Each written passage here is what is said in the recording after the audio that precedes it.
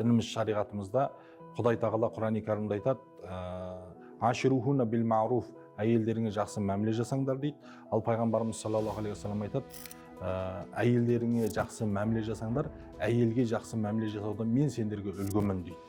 Ал енді осындай мутаватир болған аят пен сахих хадисті ұстанған адам ешқашан әйеліне қиянат қылмайды. Шариғатта өзі әр нәрсенің өзінің шеңбері бар, шеңберінен шығып кетпесе, ол адамзат баласы бақытты болады. Ал енді баласын тастап, бала шағасын тастап, алимент төлемей, некеге тұрмай үйленіп алғандар бар, олай шырылдатып тастап кетіп жатқандар бар.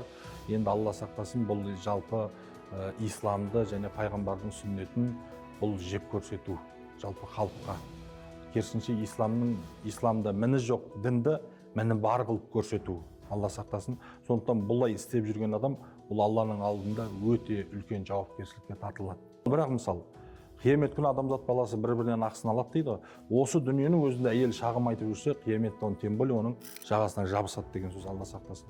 Сондықтан да отбасымыздағы әйелдерімізге мейірімді болу, бала шағамызға мейірімді болу, ол жалпы шариғаттан пайғамбарымыз саллаллаху алейхи вассалам сүннеті, Алланың бұйырған амалдары.